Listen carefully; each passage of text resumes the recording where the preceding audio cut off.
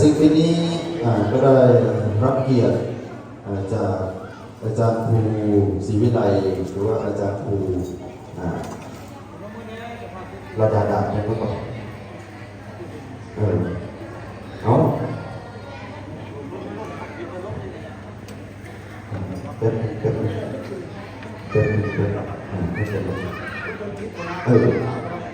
ขอทุกท่านประนมมือหลังจากจบแล้วก็เปิดเลยก็ได้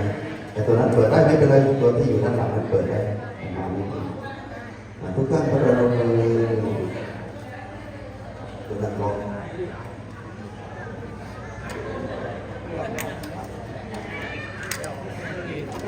ห้องล็อกล็อก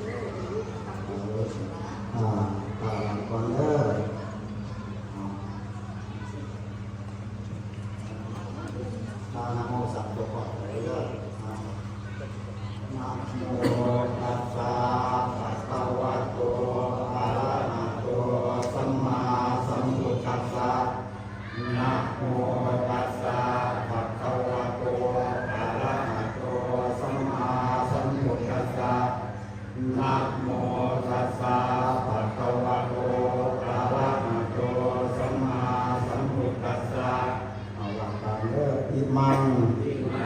ตาลปัตตังปัสเสวะเทมะสาธุ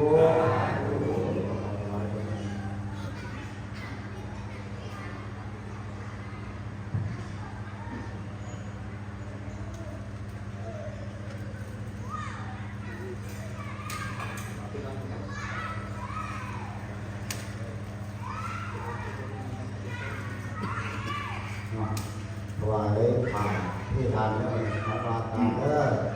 ยักเคพันเกสังโฆปฏิสานาตุอิมังเอตังวิกิตาวัฏฐวิตานังสาธุ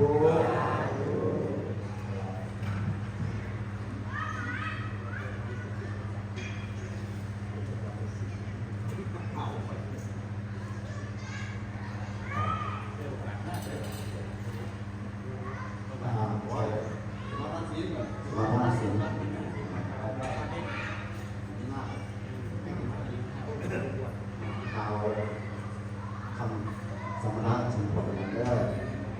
อิเมนาสกาเอนะอันพุทธังอภิปุชยามะอิเมนาสกาเอนะอันธัมมังอภิปุชยามะอิเมนาสกาเอนะอันสัมปันอภิปุชยามะอะระหังสัมมา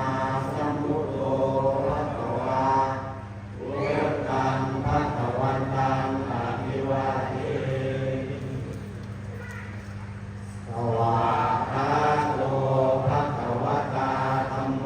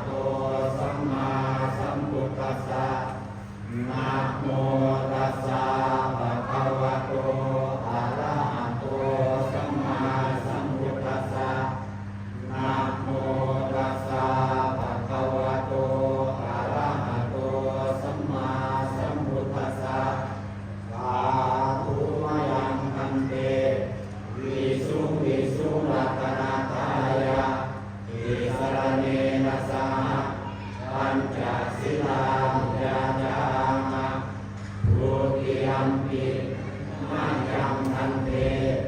วิสุรัตนาทายะติสรเนนะสหปัญจศีลานิยจามะอาติยัมปิมายังพันเตวิสุรัตนาทายะติสรเนนะสหปัญจศีลานิยจามะนะโมตัสสะภะคะวะโตอะระหะโตสัมมาสัมพุทธัสสะนะโมตัสสะภะคะวะโตอะระหะโตสัมมาสัมพุทธัสสะนะโมตัสสะภะคะวะโตอะระหะโตสัมมาสัมพุทธัสสะนะโมตัสสะภะคะวะโตอะระหะโตสัมมาสัมพุทธัสสะนะโมตัสสะภะคะวะโตอะระหะโตสัมมาสัมพุทธัสสะนะโมตัสสะภะคะวะโตอะระหะโตสัมมาสัมพุทธัสสะพุทธังสรณังคัจฉามิพุทธังสรณังคัจฉามิธัมมังสรณังคัจฉามิธัมมังสรณังคัจฉามิสังฆังสรณังคัจฉามิสังฆังสรณังคัจฉามิทุติยัมปิพุทธังสรณังคัจฉามิทุติยัมปิพุทธังสรณังคัจฉามิทุติยัมปิธัมมังสรณังคัจฉามิทุติยัมปิธัมมังสรณังคัจฉามิทุติยัมปิสังฆังสรณังคัจฉามิทุติยัมปิสังฆังสรณังคัจฉามิตติยัมปิพุทธังสรณังคัจฉามิตติยัมปิพุทธังสรณังคัจฉามิตติยัมปิธัมมังสรณังคัจฉามิตติยัมปิธัมมังสรณังคัจฉามิตติยัมปิสังฆังสรณังคัจฉามิตติยัมปิสังฆังสรณังคัจฉามิติสรณะขมนังนิธิตังปานาติปาตาเวระมะนีสิกขาปะทังสมาธิยามิปานาติปาตาเวระมณีสิกขาปะทังสมาธิยามิอะทินนาทานาเวระมะนีสิกขาปะทังสมาธิยามิอะทินนาทานาเวระมณีสิกขาปะทังสมาธิยามิกาเมสุมิจฉาจาราเวระมะนีสิกขาปะทังสมาธิยามิกาเมสุมิจฉาจาราเวระมณีสิกขาปะทังสมาธิยามิมุสาวาทาเวระมะนีสิกขาปะทังสมาธิยามิมุสาวาทาเวระมณีสิกขาปะทังสมาธิยามิสุราเมรยะมัชฌัปมาทัฏฐานาเวระมะนีสิกขาปะทังสมาธิยามิสุราเมรยะมัชฌัปมาทัฏฐานาเวระมณีสิกขาปะทังสมาธิยามิอิมานิปัญจสิกขาปะทานิสีเลนะสุขติยันติสีเลนะโภคสัมปทาสีเลนะนิพุตติยันติตัสมาสิลังวิโสทะเย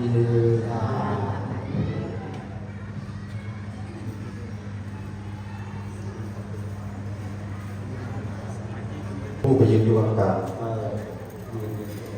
ผ้าทุกผืนด้วยนะคุณโยมผ้าทุกผืนด้วยเอาหนังลงไปก่อนนะหนังลงก่อนจะเป็นบอกคุณผู้ชมผ้าทุกผืนด้วย แล้วก็หลังจากถวายผ้าเสร็จแล้วค่อยถวายต้นดอกเงินให้ จังหวะนี่เรามีการติดถวายซีทิศก็ตัวนี้นะเดี๋ยวนี้แหละแต่ว่าเลยอยากถามมาท่านจะเป็นไงปัจจัยมาหลายแต่ว่าผมอยากเล่าถวายท่านเอาเองเขาจะคือวันพอทำมาการกายนะเป็นว่าพวกหนูขอถวายเขาท่านถวายเองเลยพอ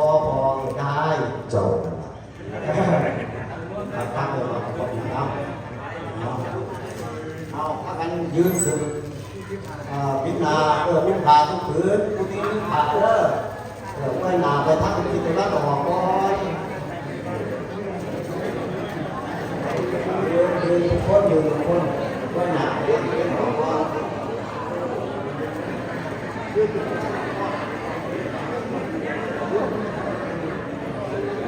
เอาพอได้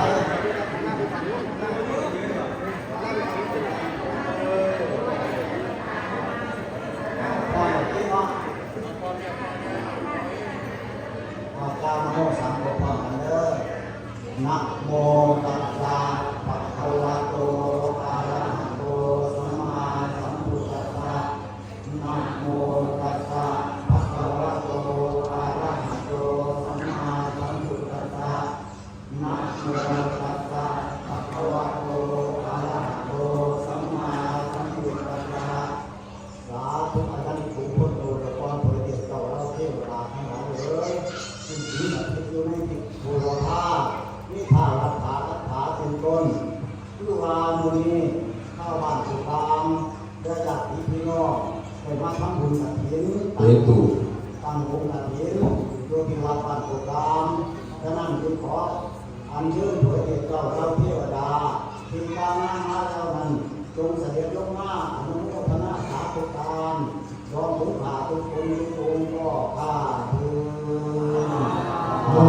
ไม่ว่าแล้วก็ไม่ว่าแล้วก็ยังทำมุยเอาไปทำที่ไหนเลี้ยวขวามาทำที่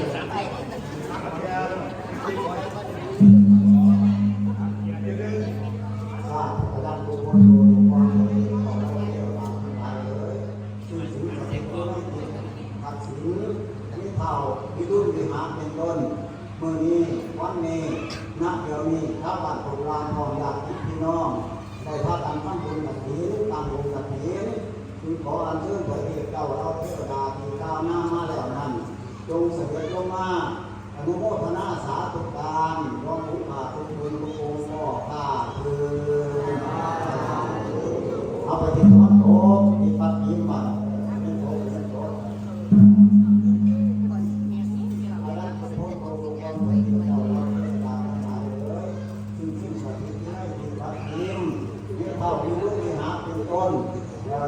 มือนี้วันนี้หน้าเดียวนี้เข้าวัดโบราณออกจากพี่น้องได้พากันทำบุญกฐิน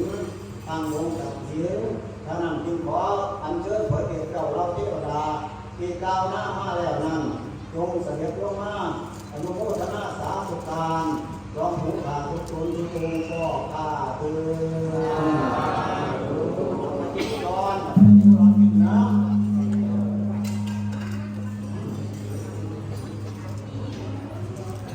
ยังทุกคนโตคนเด็กเก่าเราเทวดาทั้งหลายเลยคือสิ่งศักดิ์สิทธิ์คือในที่ผู้ร้อนที่ข้าตัวเรียนว่าเป็นต้นมือนี้วันนี้หน้าเดียวนี้ชาวบ้านโบราณพร้อมญาติพี่น้องได้พร้อมใจกัน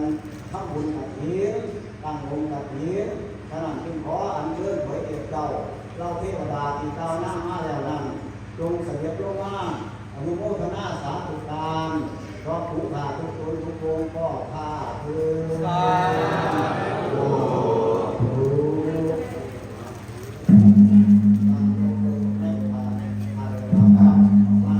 แต่ตอนนี้ก็มาลงพาใครได้ไปเรื่องเขาจะถวายวันนี้ถวายพระพุทธเจ้าได้บัตรอยู่ตรงนี้เขาจะถวายพระพุทธเจ้าแล้วก็ถวายทิพย์ชั่วเงินเพราะท่านจะถวายกันต้องติดถวายพระพุทธเจ้า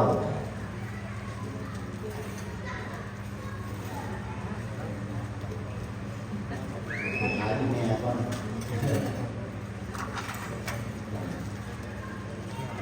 ตัดนอกเลยนะถวายผ่าทิ้ง พร้อมกันเด้อ